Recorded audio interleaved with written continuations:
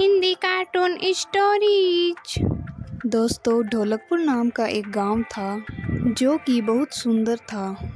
गांव के पास ही एक बहुत ही सुंदर बगीचा था जिसमें सभी तरह के पेड़ पौधे थे।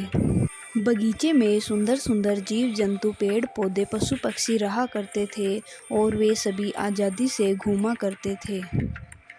दोस्तों, उसी बगीचे में एक सुंदर चिड़िया रहा करती थी जो बगीचे की सबसे सुंदर चिड़िया थी क्योंकि उसके पंख भी बहुत सुंदर थे। कुछ समय के बाद बरसात का मौसम शुरू हो गया और सुहावनी बरसात शुरू हुई। तभी सुंदर चिड़िया बारिश में अपने पंखों को फैलाकर नाचने लगी। एक दिन ऐसे ही वह नाच रही थी, तभी अचानक उसके मन में गाने का ख्याल आया। तभी वह अपनी आवाज़ में गाने लगी, उड़ती फिरो मस्त गगन में।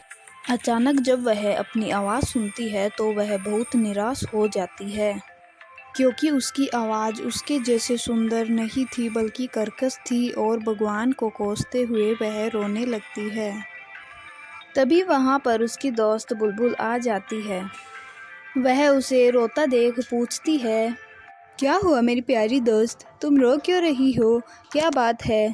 क्या बताऊं बुलबुल, मेरा पंख और मेरा शरीर तो इतना सुंदर है लेकिन मेरी आवाज़ तो बिल्कुल भी अच्छी नहीं है, एकदम कर्कश है। काश भगवान ने मुझे अच्छी आवाज़ दी हो। दोस्त, इसमें रोने वाली कौन सी बात है, तुम्हारा पंख और शरीर तो कितना सुंदर है, यही काफ़ी है। बुलबुल, काश भगवान ने मुझे आवाज़ भी अच्छी दी होती तो मैं भी सुरीली गाती। मेरी दोस्त, मैं कितनी सुरीली हूँ लेकिन जब मुझे लोग तलाशते हैं तो वो मुझे देखकर निराशपूर्वक वापस लौट जाते हैं क्योंकि दोस्त मैं बहुत छोटी हूँ ना।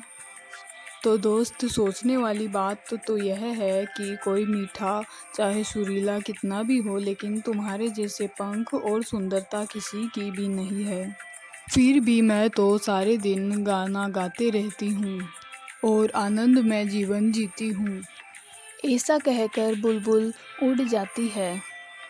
चिड़िया बुलबुल की कही हुई बातों पर गौर करती है और उसकी बातों को समझ जाती है कि उसे भगवान को धन्यवाद देना चाहिए, न कि उन्हें कोसना चाहिए, क्योंकि भगवान ने उसे बहुत सुंदर बनाया है। इस तरह चिड़िया हर बरसात में नहाती, गाती और गुनगुनाती थी और अपने पंख फैलाती थी।